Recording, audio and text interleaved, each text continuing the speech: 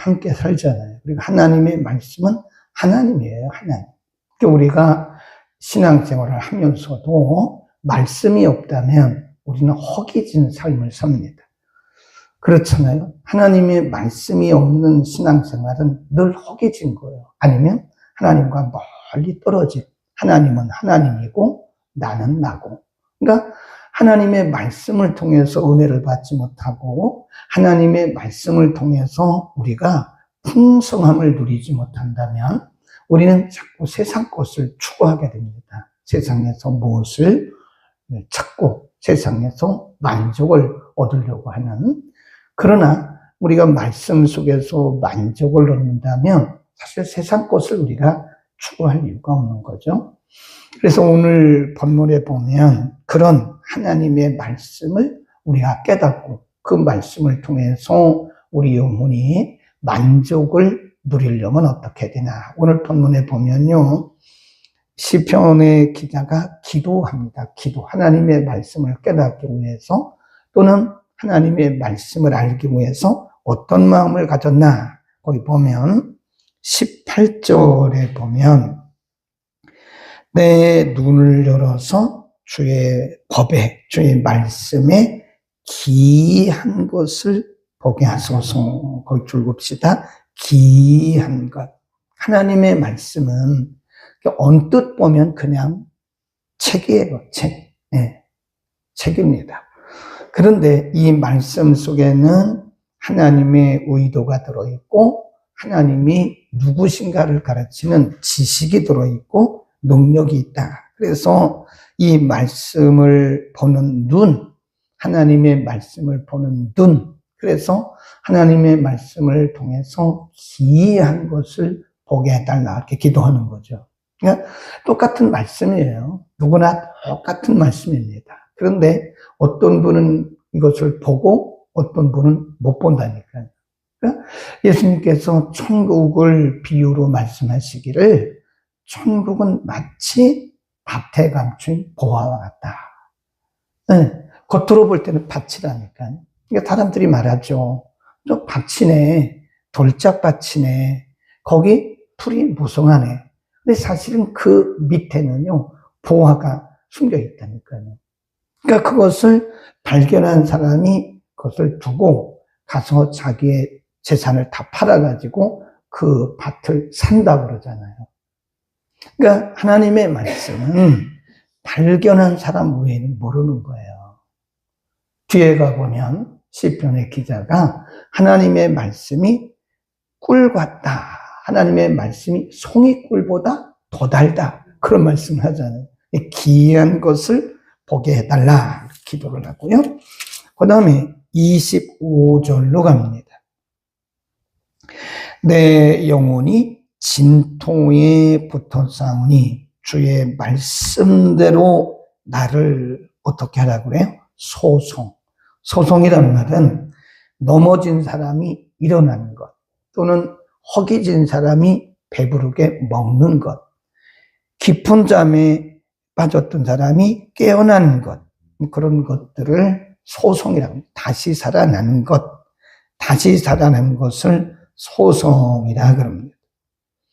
내 영혼이 진토에 붙었다. 그 말은 내가 지금 내 영혼이 굉장히 고난을 당하고 있다. 영혼이 고난을 당하고 있을 때 시편의 기자는 자기 영혼을 살리는 것은 말씀이라는 것을 알고 있어요. 그래서 하나님, 내 영혼이 지금 진토에 붙었습니다. 그 말은 아주 깡마르고 내 영혼이 지금 아무런 소망이 없습니다. 하나님, 내 이 진토에 붙은 영혼을 살려주옵소서, 그 말입니다. 그러니까 우리 기독교인들은요, 우리 성도들은 말씀을 먹어야 살아나요. 말씀을 안 먹으면 영혼이 아주 피폐해집니다. 그렇죠? 우리가 보면 은혜가 떨어진다 그러잖아요. 사람이 은혜가 떨어지면 마음이 피폐해집니다. 그러니까 이렇게 보면 우리 교회가 말씀으로 풍성하면 사람들의 영혼이 풍성해요. 그러나 우리가 말씀이 부족하고 또 말씀에 허기지면 은혜가 떨어집니다. 그러면 이게 막 소리가 나는 거예요. 그렇죠. 우리가 뼈도 보면 이렇게 살이 붙어 있으면 이렇게 부딪혀도 소리가 안 나잖아요. 근데 살이 없으면 부딪히면 뼈 소리가 난다니까요. 그러니까 우리가 하나님의 말씀을 통해서 영혼이 치유받고 회복받는, 우리 영혼만 회복되는 것이 아니라 육체도, 우리의 마음도, 생각도. 지금 시편의 기자는 하나님의 말씀의 능력을 아는 거예요. 우리 영혼을 치유하는, 우리 영혼을 회복시키는 말씀의 능력을 알고 있기 때문에 그 말씀으로 진토에 붙은 아주 메마른 나의 영혼을 좀 살려달라, 그렇게 하는 거죠. 그러니까 우리가 이 말씀 듣는 시간은요, 또 우리가 개인적으로 말씀을 묵상하는 시간은 우리 영혼의 양식을 공급받는 시간이고, 그 말씀을 통해서 우리 영혼이 회복되고 치유받는 시간이다 하는 거고요. 그 다음에 26절로 갑니다. 26절 읽습니다. 시작. 내가 나의 행위를 고하매 주께서 내게 응답하셨으니 주의 율례를 내게 가르치소서. 하나님의 말씀을 배우고자 하는 그런 간절한 마음이 있는 거예요. 네. 예를 들어서 우리가 생각하기를 나는 말씀을 다 알아, 그렇게 생각한다면 배울 생각을 안 하겠죠. 배울 생각을 안 한다고. 우리가 이렇게 보면요, 학교에서 가르치는 이 교수님들은요, 옛날에 배운 걸 가지고 계속 학생들에게 가르치잖아요. 그럼 학생들이 그 과목에 수강 신청을 안 합니다. 그건 가봤자 별거 없다는 거예요. 그런데 늘 공부하는 교수님들이 있어요. 그래서 학회라는 게 있습니다. 학회. 한 달에 한 번씩 가고, 일주일에 한 번씩 가고, 가서 자기가 모르던 것을 다른 분들에게 계속 배우는 거예요. 다른 분들이 연구한 것을. 의사들도 마찬가지예요. 의사들도 보면, 이렇게 우리가 병원에 가보면, 그 의사 선생님이 휴진하는 날이 있잖아요. 공부하러 간 날이에요, 그게. 또는 가르치러 간 날입니다. 휴진이라고 써 있잖아요. 그냥 쉬는 날이지만 사실은 공부하러 가고, 학회 가고, 강의 간 날이라고요. 보면 그 의사들 옆에 보면 책이 이렇게 쌓여 있어요. 끊임없이 공부합니다. 그런데 어떤 의사들은 의대 다닐 때, 의과대학 다닐 때 공부한 거, 그것만 가지고 계속하면 계속 오진을 하는 겁니다. 하나님의 말씀은 더한 거예요. 나는 어렸을 때부터 계속 예수를 믿었기 때문에, 교회 다녔기 때문에 말씀을 수없이 들었고, 나는 수없이 말씀을 읽었기 때문에 말씀을 다 안다. 그러면 더 이상 발전이 없어요. 나는 말씀을 다 알고 있어 라고 생각한다면 그분이야말로 정말 이제 멈추는 겁니다. 공부하지 않으면, 하나님의 말씀도 끊임없이 배우지 않으면 발전이 없어요. 또 우리는 하나님의 말씀을 늘 갈급한, 가르치소서, 그 말은 갈급한 마음, 거기다 써놓으세요. 갈급한 마음을 의미하는 것이다. 26절 맨 끝에다가 내게 가르치소서 괄호하고 갈급한 마음을 의미하는 것이다. 27절 나로 주의 법도의 길을 깨닫게 하소서, 그리하시면 내가 주의 기사를 묵상하리이다. 여기도 보면 가르치소서, 깨닫게 하소서. 이 깨닫게 된단 말은요, 영감을 의미합니다. 영감. 성경은 성령의 감동을 통해서 기록된 겁니다. 그래서 이것은 사람이 연구해서 하는 게 아니에요. 물론 기본적인 신학은 공부해야죠. 성경을 어떻게 해석할 것인가 하는 성경 해석학이라든지 이런 것들은 기본적으로 우리가 공부를 해야 되겠지만, 그러나 한 절 한 절 단어 하나하나 깨닫는 것은 성령의 감동이다. 그러니까 성경은 성령의 감동으로 기록이 되었기 때문에 성령의 감동이 없이는 깊은 의미를 몰라요. 그러니까 어떤 분들이 이것을 자꾸 언어적으로만 막 풀어내려고 하더라고요. 언어적으로. 히브리어고 뭐고 헬라어 뭐고. 물론 저도 가끔 쓰기는 쓰지만 그런 언어를 쓰는 것은 그 말씀의 의도를 더 깊이 깨닫게 하기 위해서 더 가르치려고 하는 거지, 그걸 무슨 학문적으로 하려고 그런 건 아니에요. 그러니까 가끔 제가 어떤 언어를 쓸 때는, 하나님께서 말씀하신 그 말씀의 깊은 의도를 알려고 하는 거구나, 우리들에게 가르치려고 하는구나, 그렇게 하시면 됩니다. 그런 거지, 어떤 학문을 가지고는 말씀에 깊이 못 들어가요. 그러니까 이렇게 보면 이 머리 좋은 사람들이 말씀의 맛을 몰라요. 네, 자기 머리로 말씀을 깨달으려고 그래요. 근데 이게 인간의 머리로 깨달을 수 있는 건 아니에요. 성경은 성령의 감동이다. 그러니까 어제 들은 말씀을 오늘 들어도 감동이 틀려요. 그러니까 혹시 목사님 맨날 같은 소리만 한다고 그런 얘기하면 안 됩니다. 똑같은 얘기를 해도 어제 들은 말씀과 오늘 들은 말씀이 틀린 거예요. 네. 또 그때 말씀한 것과 지금 말씀한 것은 다르다는 거죠. 왜냐하면 상황이 다르기 때문에. 성경은 그 상황에 따라서 성령께서 이렇게 적용을 시키는 겁니다. 적용. 개인적으로나 교회적으로. 그래서 우리는 하나님의 말씀을 대할 때마다 하나님 앞에 기도하기를, 하나님, 저에게 이 말씀을 깨닫는 영감, 감동을 주옵소서라고 기도해야 된다 하는 거고요. 28절. 나의 영혼이 눌림을 인하여 녹사오니 주의 말씀대로 나를 세우소서. 이 말씀도 아까 나를 치유하소서, 소송케 하소서 25절 말씀과 같은 말씀이고요. 그 다음에 29절에 보면 거짓 행위를 내게서 떠나게 하시고 주의 법을 내게 은혜로이 베푸소서. 그 말은 은혜로 덮으소서. 하나님의 말씀으로 은혜로 덮으소서. 그 말입니다. 사람의 생각이 교정되는 것은 말씀이에요. 성령은 말씀을 통해서 역사합니다. 제가 늘 그러잖아요. 신앙은 균형을 이루어야 돼요. 기도만 하면 신비주의자가 됩니다. 말씀만 하면 너무 이성주의자가 돼요. 그러니까 사람이 말씀 그러는 사람들 보면 매우 비판적이에요. 자기만 옳고 다른 사람들은 틀린 거예요. 그러니까 이게 기도와 말씀과 섬김과 예배 이런 것들이 이게 잘 균형을 이루어야 됩니다. 너무 예배 또 그래도 안 되고, 너무 선교 그래도 안 되고, 너무 기도해도 안 되고, 너무 말씀해도 안 돼요. 성경이라는 것은, 우리의 신앙이라는 것은 이렇게 균형을 이루어야 된다 하는 겁니다. 그래서 이 말씀이 우리를 이렇게 교정해요. 교정. 우리의 생각이 틀렸을 때 하나님의 말씀이 우리의 생각을 이렇게 수정해 줍니다. 교정시켜 주는 거죠. 또 때로는 우리의 기도가, 우리의 삶이, 우리의 생활이 빗나갔을 때 이걸 교정시켜 주는 것은 말씀이다.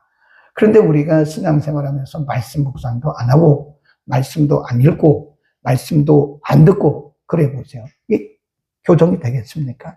그러니까 20년 전이나 10년 전이나 달라진 게 없어요. 왜 그럴까요? 말씀을 통해서 교정받아야 되는데 교정받지 못하는 거예요.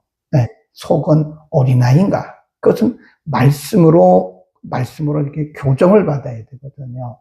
그러니까 우리가 말씀을 읽을 때 무조건 다 아멘 해야 됩니다. 아멘. 내 말씀이에요, 그것은. 그냥 말씀을 퍼내면 안 됩니다. 아이고, 이것은 오늘 우리 남편이 들어야 할 말씀이네. 아이고, 이거는 누구 권사님이 들어야 할 말씀이네. 아이고, 이거는 누구 전도사님 들어야 할 말씀이네. 나중에 보니까 자기가 들어야 할 말씀은 하나도 없어요. 가장 불행한 크리스찬이에요. 가장 불행한 사람.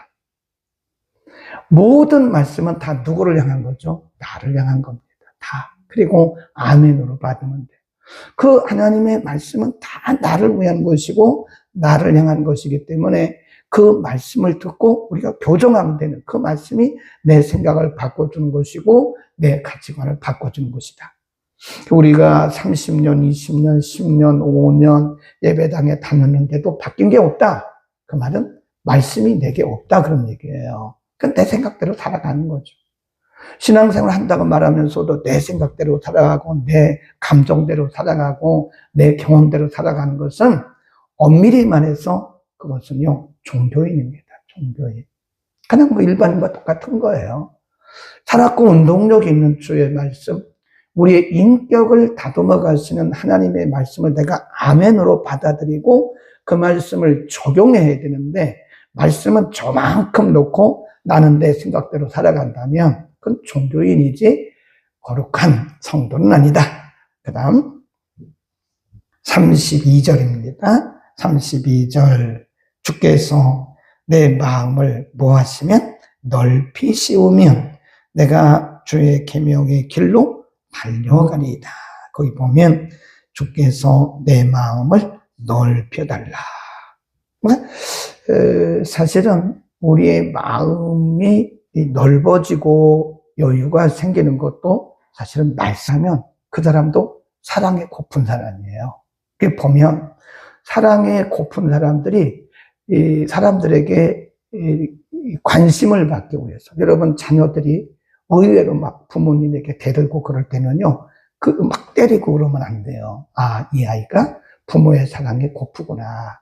부모의 관심을 가려고 하는구나. 이 교회에서도 마찬가지예요. 막 교회 문제 일으키고 이런 분들을 가만히 보면 그분들이 누군가의 관심을 받으려고 그러는 거, 나빠서 그런 게 아니더라고요. 처음에는 저 양반이 왜 저래 막 그랬는데 나중에 보니까 그게 아니고 관심 받으려고 하는 거더라고요. 누구나 마찬가지예요. 다.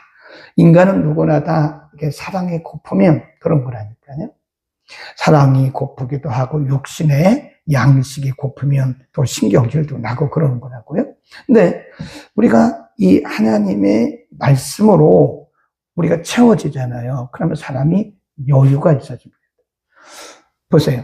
우리가 이제 다 같이 배고픈 거잖아요. 남이 안 보인다니까요. 다른 사람은 안 보여요. 먹느라고 정신이 없어요. 근데 딱 배불러 보세요. 그리고 나서 뭐라 그러죠? 식사하셨어요? 그러잖아요. 자기 배가 차니까 다른 사람이 보이는 거예요. 자기 배가 차기 전까지는 다른 사람이 밥을 먹는지 뭐 하는지 자기가 배고프니까 관심이 없는 거죠. 근데 이제 배가 부르고 만족해지면 그제서 어떻게 식사하셨어요? 이렇게 물어보는 거잖아요. 하나님의 말씀으로 우리 영혼이 풍족하게 채워지면 사람이 마음에 여유가 있는 거예요. 그러니까 혹시 저나 여러분도 보면 때로는 굉장히 우리가 속 좁게 살아갈 때는 많아요. 저도 이렇게 생각해 보면 내가 생각이 너무 좁았다. 그게 아니었을 텐데 내가 생각이 좁았다. 그런 생각을 많이 했어요. 지금도 가끔 하죠. 내 생각이 좁았구나. 내 생각이 짧았구나. 그런 생각을 해요. 그건 누구나 마찬가지죠. 그럴 때는 우리가 하나님의 말씀으로 채워지는 거예요. 은혜로 우리가 충만해지고 말씀으로 채워지면요, 우리가 마음에 여유가 생기는 겁니다. 사람들이, 여유가 있는 사람들은 상대방이 하는 말을 잘 받아들여요. 재밌게 받아들입니다. 그래요. 이렇게 재밌게 받아들이는데 우리가 여유가 없을 때는 그걸 못 받아주는 거죠. 그러니까 하나님의 말씀이 우리 가운데 은혜로 채워질 때 성령도 말씀을 통해서 역사한다고 그랬잖아요. 그러니까 말씀이 없는 성령의 역사는 없어요. 말씀을 통해서 우리에게 역사하시는 거죠. 그러니까 우리가 말씀을 통해서 우리의 마음이 풍성해지고 우리의 마음이 이렇게 은혜로 가득 차잖아요. 그러면 다른 사람이 보이는 거니까 어려운 사람도 돌보게 되고 어려운 사람들도 전화도 하게 되고. 그러니까 우리가 다른 사람에게 문자 보내고 전화하는 것은요, 여유가 있는 사람이에요. 내가 여유가 없어봐요. 어디다가 문자를 보냅니까? 내가 여유가 없으면 다른 사람한테 전화할 시간도 없어요. 그런 마음도 겨를도 없는 거예요. 그러니까 중요한 것은 뭐죠? 우리가 말씀으로 배불러야 합니다. 하나님의 말씀과 은혜로 우리가 채워지면 우리 영혼 육이 건강할 뿐만 아니라 여유가 있기 때문에 주변 사람들과의 관계도 넉넉해진다. 오늘도 그날이 되기를 바랍니다. 기도하겠습니다. 걸어가신 우리 아버지, 오늘은 시편 기자가 말씀을 깨닫기 위해서 하나님의 말씀을 대하기 위해서 기도했던 기도의 내용들에 대해서 공부를 했습니다. 하나님의 말씀은 성령의 감동으로 기록이 되었기 때문에 우리가 연구해서 하는 것도 아니고 우리가 노력한다고 할 수 있는 것도 아닙니다. 하나님 우리들에게 늘 영감을 주시고 깨닫는 마음으로 가르쳐 주셔서 하나님의 말씀의 의도를 알게 하시고 하나님의 말씀으로 우리의 심령이 배부르게 하셔서 우리가 넉넉한 마음으로 이웃을 바라보게 하시고 이웃을 섬기게 하시고 이웃을 돕는 아름다운 성도의 공동체를 이루게 하옵소서. 하나님의 말씀 앞에 우리는 언제나 어린아이 같은 마음으로 겸손하기를 원합니다. 하나님 우리의 마음이 겸손하지 않고는 하나님의 말씀을 깨달을 자가 없사오니 겸손한 마음을 주사 하나님 말씀을 대할 때마다 하나님 말씀을 들을 때마다 날마다 신선한 주의 은혜를 경험하게 하옵소서. 오늘도 하나님의 말씀이 우리를 가르쳐 주시고 하나님의 말씀으로 우리를 인도하시고 하나님의 말씀으로 우리를 채워 주시옵소서. 내 영혼이 먼저 우리 각자가 먼저 하나님의 말씀과 은혜로 배부르게 하옵소서. 예수 그리스도의 이름으로 기도드립니다. 아멘.